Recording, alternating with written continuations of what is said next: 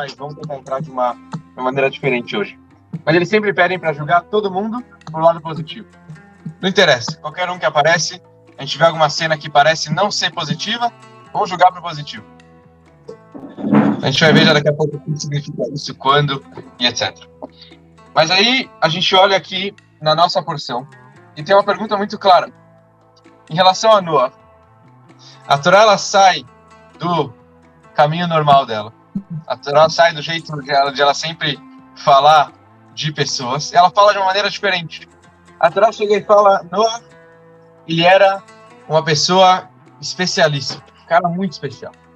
Uma pessoa assim de outro mundo. Alguém que ninguém conhecia ele. Interessante isso que a Torá, a única vez que a Torá usa a palavra tzadik para alguém é sobre Noah. Uma pessoa justa, tzadik, em relação a Noah. Não em outras pessoas. Mesmo Moshe Rabbeinu, outros vários, Yosef, Abraham Avinu, a Torá nunca usa tzadik. Mas em Noah a Torá usa a palavra tzadik. E não só uma vez, a Torá usa 3 vezes essa palavra. A Torá fala que Noah era um cara especial, 3 vezes a Torá repete. Só que aí tem uma palavra aqui na Torá que leva a gente a questionar. Qual é essa palavra? A palavra é na sua geração. Parecido que Noah ele era um cara especial na sua geração. O que significa isso? Muita gente fala que Noah ele era especial somente na sua geração. Mas se ele vivesse em outra geração, ele não seria um cara especial, ele seria qualquer um. É um comentário famoso. Isso é muito interessante, porque Noah ele era uma pessoa que ele não foi influenciada pelo pessoal lá daquela época. Ele não era nada influenciado. Mesmo assim, ele era um cara muito justo, um cara que valia muito. E a Torá fala que ele só foi especial na geração dele. Assim que vários comentaristas explicam. Na verdade, existe uma grande discussão entre os sábios ligado com essa ideia, ligado com essa palavra em sua geração. Muitos rabinos, muitos sábios falam que Noah ele era especial e ele foi especial sempre. Em todas as gerações que ele vivisse, ele seria um cara maravilhoso. Tem outros sábios que falam que Noah foi especial somente na geração dele, e não em outras gerações. Então isso gerou uma grande discussão nas gerações dos nossos sábios, até as gerações atuais. Tem ainda rabinos que falam, Noah era especial ou não era especial? E a famosa discussão, essa discussão leva a gente a outro ponto. A gente sabe que existe o termômetro, existe o termostato. Qual a diferença dos dois? O termômetro ele mede a temperatura ambiente. O termostato ele gera a temperatura ambiente. Ele define a temperatura. Um judeu, de modo geral, ele tem que ser que nem um termostato. Ele não tem que ser influenciado, que as pessoas vão falar, as pessoas vão olhar, vão reclamar. Ele tem que ser ele mesmo sempre. É assim que a gente tem que ser. A gente tem que ser sempre influenciar outras pessoas. Agora, em relação a Noah, agora a gente volta em relação ao Noah. A gente já joga a primeira coisa, uma pergunta especial. A Torá ela sempre se cuida com as palavras que ela usa. A Torá sempre usa as palavras da maneira correta. Então, por que estragar ele? Por que falar que Noah não era um cara justo? Por que falar que Noah era um cara justo somente em sua geração? Para que estragar isso? Será que alguém conhecia ele para falar que ele não era justo? Já que alguém falou, não, Noah ele era um cara mais ou menos. Deixa ele ser um cara especial, deixa ele ser uma pessoa maravilhosa. Para que estragar os méritos dele? Para que tirar os méritos dele? E como eu falei no começo, a Torá sempre pede para a gente julgar a pessoa positivamente. Então vamos julgar ele da maneira positiva. Não vamos estragar ele assim, falar que ele foi alguém negativo. É uma pessoa boa. Para que estragar? Esse é o primeiro lado da pergunta. Então, de novo, Noah ele foi alguém especial. Tem opiniões que falam que ele foi especial somente na sua geração. Se ele vivesse em outra geração, ele não seria especial. E aí a pergunta, para que estragar todo, para que tirar todo o mérito dele? Essa é a primeira pergunta. Segunda pergunta. A Torá ela é muito educativa. Quer dizer, a Torá ela sempre, todas as palavras dela, todos os episódios, tudo que acontece na Torá, ela sempre quer ensinar alguma coisa pra gente. Então, quando a gente olha para essa ideia de Noah e vê que ele era um cara esperto, ele era uma pessoa especial, mas não em todas as gerações, isso tira o mérito. Quer dizer, o que a Torá quer ensinar pra gente tirando o mérito de Noah? Tem alguma coisa aqui que está sendo escondida por trás. Na mesma paraxá, na mesma porção dessa semana, nós vemos sobre os animais que estão entrando na Tevá, na arca. E a Torá usa uma palavra super interessante. A Torá fala os animais que são puros e os animais que não são puros. A Torá poderia usar os animais puros e os animais impuros. Mas a Torá escreve os animais puros e os animais que não são puros. Por que isso? Para limpar, porque a Torá ela toma muito cuidado com as palavras dela. Então, para a Torá não falar uma palavra impura, ela já toma cuidado em falar um animal que não é puro. Interessante isso. E aí a gente vê na mesma porção, no começo, sobre Noah. Noah, ele era um cara especial, mas só na geração dele. Então, se na geração ele não seria especial. Parece que a Torá está meio que se contradizendo de alguma forma. Então, quer dizer, o que significa essa ideia de que Noah ele era especial em sua geração e nas outras gerações? Para que tirar o mérito dele? E o que a Torá quer ensinar para a gente com essa ideia? Então, vamos voltar e entender um pouco mais quem era Noah, quem foi Noah. Qual era a personalidade dele? Por que a gente olha para ele como um tzadik? Por que não? E a gente pode olhar isso em relação ao momento do nascimento dele. Voltando um pouco antes. Quando ele nasceu. O que aconteceu quando ele nasceu? Tiveram 2 sinais que mudaram ele e mostraram que ele era alguém especial. Primeira coisa, Noah, ele nasceu já com o Brit Milá feito. A circuncisão dele já estava realizada. Então, qual era a ideia disso? Naquela época, as pessoas achavam, elas acreditavam, que quando alguém nascesse, que com o Brit Milá já feito, ele iria salvar o mundo. Essa era a tradição naquela época. E aí Noah nasceu assim. Então todo mundo viu que ele já era, não era qualquer um. Por isso que o pai dele deu o nome de Noah. Noah foi da linguagem de descanso. Ele descansou todo o que estava acontecendo no mundo, ele deu aquele descanso, ele parou tudo e deu aquele ar gostoso pra gente. Ele descansou tudo que estava acontecendo no mundo, ele parou tudo que estava rolando naqueles momentos. Segundo sinal que a gente viu que Noah ele era especial, Noah, ele nasceu com os dedos do jeito que nós temos hoje. 5 dedos em cada mão. Quase todo mundo. Ele foi a primeira pessoa do mundo que nasceu assim. Antigamente, até a época dele, todo mundo nasceu com a palma, com todos os dedos juntos. Era uma palma fechada. Assim que era naquela época. Todo mundo nascia com a mão assim, e Noah foi o primeiro que nasceu com os dedos. Interessante isso, porque quando o pai dele viu que ele nasceu assim, com 5 dedos, ele já viu que ele não era uma pessoa normal. Ele era alguém diferente. Então ele já viu que Noah era alguém especial. Tanto é que ele foi tão especial que ele... Porque as pessoas tinham a mão assim, com os dedos fechados? Porque eles aravam naquela época. Eles usavam para arar a terra. E para arar a terra com a mão fechada era mais fácil. Noah, ele inventou algum tipo de pá, de arado, que ajudava no serviço da terra, no trabalho da terra. Já que Noah ele fez isso e ajudou na terra, então por isso que Hashem ele deu para ele esses 5 dedos, para ele poder inventar esse instrumento e não precisar usar as mãos dele. Essa foi a ideia. Então Noah era uma pessoa muito especial por esses 2 sentidos, por esses 2 sinais, e aí as pessoas já olhavam para ele de uma maneira diferente. E não só no corpo dele, mas espiritualmente ele também era especial. Porque naquela época o mundo estava quase exterminado. O mundo estava num nível assim terrível, péssimo. A gente sabe disso. Quais eram os 3 principais pecados naquela época? O primeiro pecado era a imoralidade. Eles pecavam muito. A segunda coisa era a idolatria. E o terceiro pecado deles era o roubo. Noah, a Torá fala que ele era um tzadik. Tzadik significa que ele era um justo no sentido de ele não roubar. Ele era um tamim. Tamim significa que ele sabia cuidar muito bem do corpo dele. Ele sabia cuidar muito bem da esposa dele, da família dele. Ele era uma pessoa que não estava aí com as outras tentações aí do mundo. Terceira coisa, Noah, a Torá fala que ele seguia os caminhos de Deus. Quer dizer que ele não cometia idolatria. Então, não só materialmente no corpo dele, mas também espiritualmente na alma dele, ele era uma pessoa especial. O Noah era alguém assim, fora de série. Era uma pessoa totalmente diferente. Então a gente volta para a ideia, para a nossa pergunta. Se Noah era alguém tão especial, e ele conseguiu viver nessa época, conseguiu se salvar, conseguiu educar os filhos dele dessa forma, conseguiu fazer tanta coisa boa, por que a Torá vem falar que ele não era um cara perfeito? Por que a Torá tem que tirar o mérito dele? Deixa quieto, deixa ele falar, deixa ele achar que ele é bom. Ele era realmente bom. Para que estragar, para que tirar o mérito dele? Essa é a pergunta que muitas autoridades perguntam na nossa paraxá de modo geral. E aí, para a gente poder entender geral, para a gente poder entender toda essa explicação, por que a Torá tira esse mérito dele, tudo isso. Vamos entrar antes só num debate que vários sábios têm em relação a um assunto que eu comecei a aula. A gente tem que julgar todo mundo do lado positivo. Sempre julgar positivamente. E aí eu pergunto para vocês. Estou andando na rua e eu vejo um cara, Deus me livre, assaltando uma outra pessoa. Eu preciso julgar esse cara pro bem? Você fala, não, ele tá pegando a bolsa porque ele vai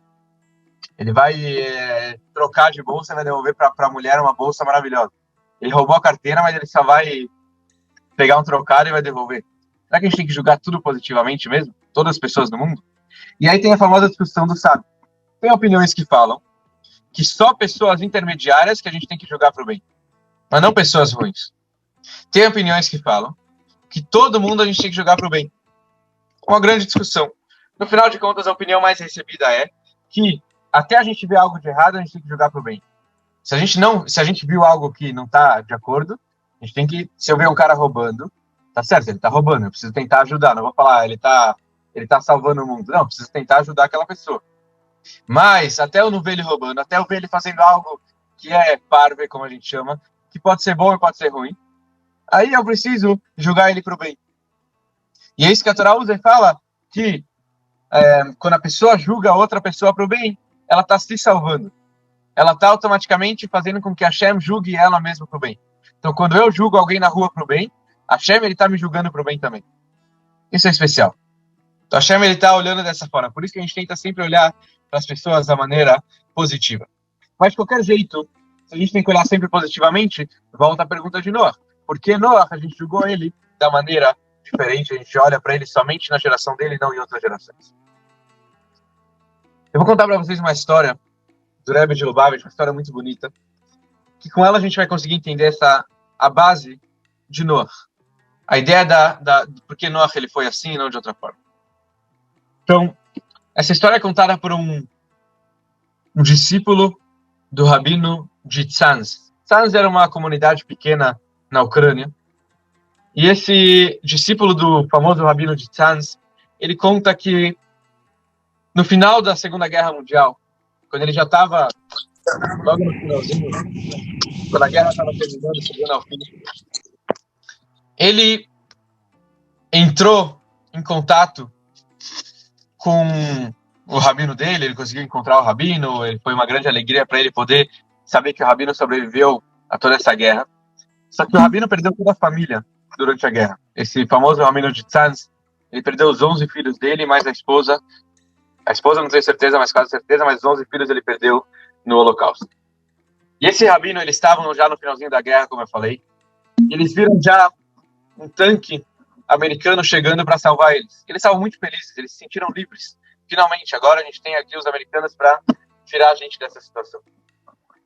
Quando eles iam subir no tanque e poder seguir rumo à liberdade, o rabino de Tzanz virou para os alunos e falou: meus queridos alunos, olha quantos judeus estão aqui jogados nessa terra. Por que a gente não enterra eles da maneira correta? Todo mundo parou naquele momento e começou a pegar os corpos e enterrar. Cavaram túmulos, fizeram todas o enterro da maneira judaica corretamente. Esse aluno, esse discípulo, ele estava lá naquele momento, ele conta que foi uma cena, por um lado, muito bonita, mas por outro lado, foi uma cena que afetou a vida inteira dele. Doía para ele. Lembrar daquela cena onde eu estou vendo o meu rabino e várias pessoas salvando corpos, mas não eram só corpos, eram às vezes corpos que já estavam lá há dias, não sobraram nada. Era muito difícil lidar com aquela situação. E ele sempre quis, de alguma maneira, esquecer essa cena. Não sei se esquecer da maneira negativa, ele queria pelo menos apagar um pouco a imagem negativa que ele teve. Até aqui um lado da história. Agora vamos entrar no outro lado da história. Uma outra pessoa, chamada Moishe. Esse Moishe, ele uma vez estava em Nova York e ele foi entrar numa audiência particular com o Rebbe de Lubavitch. Nessa audiência, o Rebbe pediu para o Moishe um favor. Moishe, existe um cemitério não judeu que está se expandindo e esse cemitério fica naquela localização. O Rebbe falou exatamente a localização do cemitério e falou que o cemitério Goi já está se expandindo muito. Isso está causando um desrespeito aos túmulos judeus que estão enterrados naquele lugar. E o Rebbe falou, Moishe, eu quero te pedir um favor, que você vai até lá, construa uma parede para diferenciar, para pelo menos liberar e saber que até aqui estão enterrados judeus e do outro lado estão enterrados não judeus. Assim que o Rebbe pediu para esse Moishe. E o Rebbe falou, se você fizer isso, eu vou te garantir o mundo vindouro. E o Moishe, ele foi cumprir essa missão dele. No meio do caminho, ele encontra o outro discípulo, aquele discípulo que estava lá naquele local enterrando as pessoas. Eles se encontram, começam a conversar, eles eram amigos, tal. O Moishe fala, o Rebbe de Lubavitch pediu para mim salvar todas aquelas pessoas, aquele cemitério. Quando ele contou isso, aquele discípulo, ele ficou pálido. Por que ele ficou pálido? Falou, em todas aquelas pessoas que eu enterrei, e que todo mundo enterrou, eu sei que não tinha nenhuma pessoa que gostava ou que apreciava o Rebbe de Lubavitch. Eu sei disso. Nenhum deles não tinha nada demais, nenhuma conexão. Mas o que me interessou nessa história foi saber que um judeu que está sentado lá no Brooklyn, em Nova York, está preocupado com vários e vários judeus que estão enterrados lá perto de Munique, na Alemanha, para poder cercar o cemitério para eles serem enterrados da maneira correta. Para eles poderem ganhar esse cemitério de uma maneira sagrada. Essa história que é uma história interessante. O que a gente viu? Vamos agora voltar para a história de Noah. Deus vira para Noah e fala, Noah, eu vou trazer um dilúvio. Daqui a pouco eu vou trazer um dilúvio. O mundo vai se afogar, não vai mais ter mundo. Você vai se salvar. Qual é a reação de Noah na época? Ele pega o martelo dele, madeira, bora. Vamos construir minha arca. Vamos construir meu barco para me salvar. Porque ele não gritou, porque ele não falou Hashem. Tem tantos judeus que vão morrer que você não salva eles. Para que prejudicar eles? Se ajuda eles, para que fazer tão mal? Noah não fez isso. Noah, ele pegou e começou a construir a arca dele. Ele esperou que as pessoas olhassem e perguntassem, o que você está fazendo? Aí ele iria falar, eu estou construindo o barco para poder salvar do dilúvio. Mas, se Noah, ele não tivesse feito isso, se Noah, ao contrário, ele não foi atrás das pessoas, ele ficou esperando as pessoas virem, isso foi algo muito diferente para ele. Isso foi uma reação que não foi boa. E mesmo que a gente poderia falar, mas aquelas pessoas, elas são erradas. São pessoas que são rechaim, são perversas, são pessoas que estão prejudicando o mundo. Mas vamos olhar um pouco mais para frente como como Abraão ele reagiu a isso.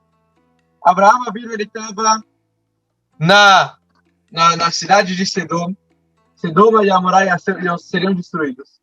E todas as pessoas que estavam lá eram perversas. E Abraão ele pediu, Deus, não destrói a cidade. Deixa a cidade viva.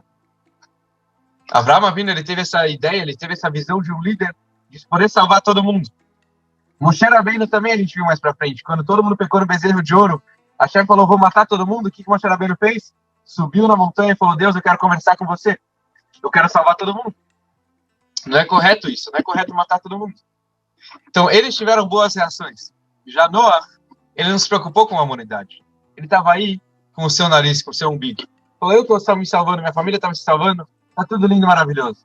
Eu não preciso mais das pessoas ao meu redor. Deixa elas morrerem que eu estou bem comigo mesmo.